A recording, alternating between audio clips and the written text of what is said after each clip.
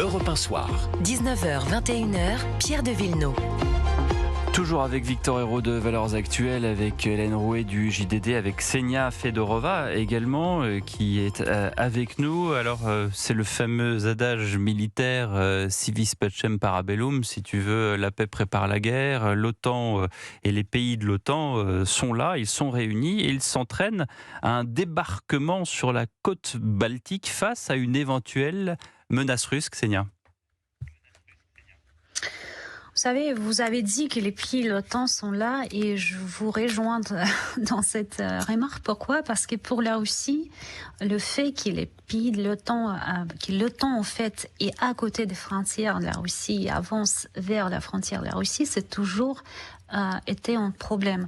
Depuis la chute de l'Union soviétique, comme vous le savez, il y a eu des négociations et des promesses qui n'étaient pas les promesses officielles, qui étaient signées à un papier, mais c'était les promesses et c'était confirmé par les anciens directeurs des CIA et l'ancien ambassadeur des États-Unis en Russie, William Burns, qui en fait, pour la Russie, l'avancement de l'OTAN vers la frontière, c'est les lignes rouges. C'est aussi été confirmé encore une fois par Poutine en 2007 pendant la conférence de Munich. Donc aujourd'hui, quand on parle de cet exercice militaire dans les pays baltes, c'est plutôt un signal qui est vu par la Russie plutôt comme une menace, qui est en quelque chose d'énorme, surtout dans le contexte de cette guerre en Ukraine où tous les pays de l'OTAN envoient les armements et soutiennent l'Ukraine. Et en fait, ce qui est présenté normalement par les médias en Occident comme un soutien plutôt un pays qui souffre en invasion, pour la Russie, c'est vu comme une façon de contre la Russie, qui cherche une défaite stratégique à la Russie, parce que pour la Russie, cette guerre n'a pas commencé en 2022, mais à partir des bombardements de Donbass par Kiev en 2015, après les révolutions de Maïdan, qui étaient soutenues beaucoup par les États-Unis. Donc pour la Russie, c'est toujours l'OTAN, c'est les États-Unis, et cette guerre par procuration.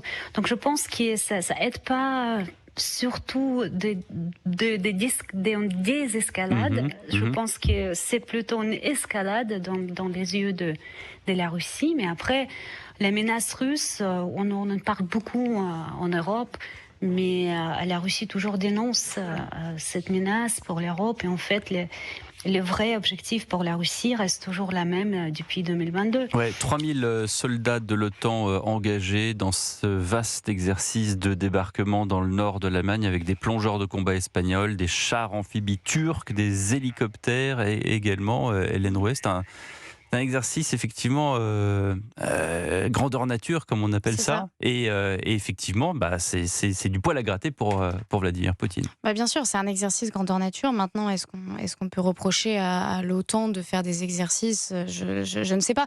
Effectivement, s'il y a une urgence, donc l'OTAN doit pouvoir, donc je m'interrogeais là-dessus, doit pouvoir mobiliser 40 000 soldats en 10 jours. Donc c'est la raison pour laquelle l'OTAN effectivement s'entraîne dans cette zone en plus qui est quand même en proie. Donc c'est pas loin de l'Allemagne, c'est en proie quand même à des sabotages, à des cyberattaques quand même depuis récemment. Donc je pense que l'OTAN a une volonté de s'entraîner là-dessus. Maintenant, je rejoins Ksenia quand elle dit ça, c'est sûr qu'on va pas vers une désescalade. C'est a priori quand même un signal envoyé à la Russie. C'est un risque effectivement d'un basculement progressif dans une zone qu'on sait déjà être potentiellement une zone de confrontation. Victor ? Non, mais je suis d'accord avec l'escalade. Maintenant, la faute à qui ? La Russie n'a pas attendu l'OTAN, ni l'Europe, ni les États-Unis pour se réarmer.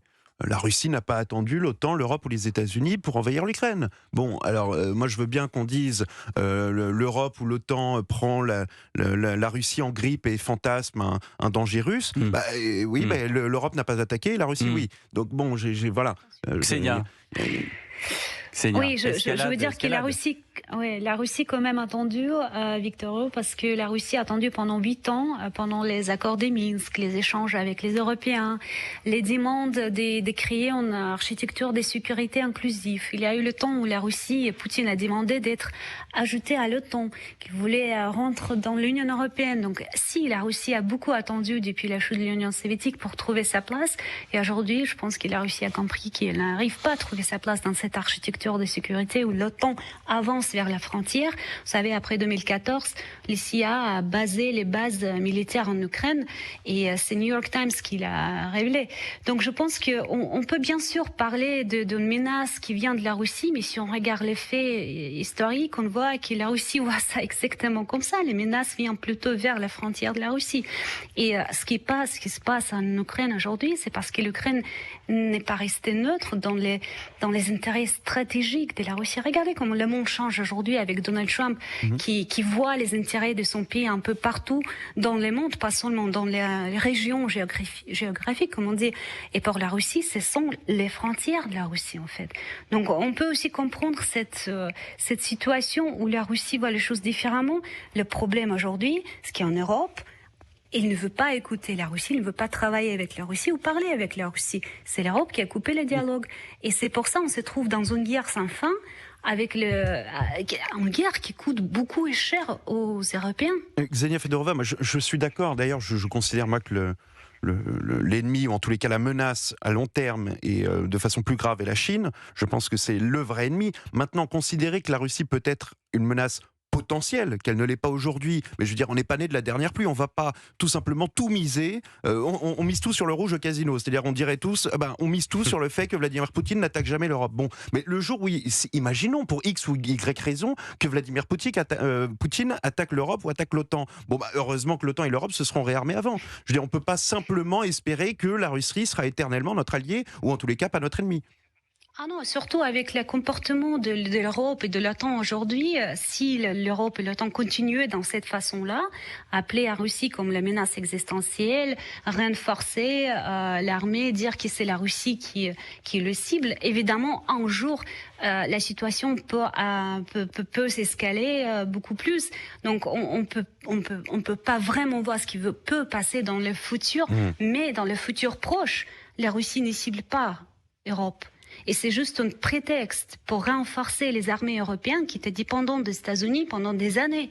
Elle cible l'Ukraine. Et en fait, c'est OK. Il faut juste peut-être trouver un autre prétexte sans parler de ces menaces et faire peur à la population européenne. C'est pas très honnête non plus, à mon avis. J'aurais plus peur d'une Europe désarmée que de simplement dire que Vladimir Poutine peut être, ou le successeur, peut être un ennemi éventuellement dans un futur éloigné. Voilà, moi je pense que pour avoir la paix en Europe, il faut aussi inclure la Russie dans cette architecture de sécurité, parce que la Russie reste ici. Vous pouvez réarmer vos armées, mais une guerre avec la Russie, ça sera dévastatrice. En attendant, la Russie est inclue dans les discussions, dans les négociations, et c'est ce vers quoi il faut aller pour contrairement à l'Europe. Exemple très intéressant sur Genève, il y avait donc sur les pourparlers à Genève, bon évidemment États-Unis, Russie, Ukraine, ça va sans dire, il y avait 4 conseillers, un Allemand, un Français, un Britannique, un Italien. Ils étaient présents à Genève et ils n'ont absolument pas pris part aux discussions. C'est-à-dire qu'ils étaient là pour soutenir en fait les Ukrainiens, si vous voulez. C'était un rôle d'observateur. Exactement, ils ne prenaient pas part aux discussions. Et je trouve cet exemple édifiant de ce qui se passe effectivement depuis février 2022. Non, mais ça me rappelle toujours un dessin humoristique que j'avais vu dans je ne sais plus quel journal, mais c'était vraiment très très bien. C'était lors des négociations en Alaska, où vous aviez une petite cahute enneigée avec une petite lumière à l'intérieur. Vous voyez par la fenêtre Donald Trump et Vladimir Poutine autour d'une table, et à la fenêtre, dans une énorme pelisse avec de la fourrure, etc., Emmanuel Macron qui toquait à la fenêtre en disant « Laissez-moi rentrer ». C'est exactement ça. C'est exactement ça, Ksenia Fedorova. Oui, je pense qu'ils sont présents aussi, ils sont probablement parlé avec la délégation ukrainienne quand même dans les côtés de ces négociations, parce que l'Europe veut absolument, et c'est Ursula von der Leyen qui a précisé plusieurs fois, aucune cession des territoires, Kaja Kallas aussi. Donc je pense que l'Europe essaie encore toujours... je ne veux pas dire Europe, parce qu'Europe commence à être vraiment partagée sur ces questions, mais l'Union européenne et la Commission européenne, ils sont vraiment convaincus qu'ils peuvent toujours faire une défaite à la Russie, soit stratégique, soit militaire. Donc je trouve qu'ils sont dans une sorte de déni aujourd'hui, et à la place d'essayer de retrouver le dialogue diplomatique avec la Russie et se mettre autour de la table avec les propositions plutôt constructives, ils cherchent toujours une escalade. Et c'est même les Américains sont parlé de ça, que le rôle de les Américains, là, les Américains, ils ont un peu passé leur tour là sur ces négociations-là. Ça ne veut pas dire qu'il n'y en aura pas d'autres avec les Américains.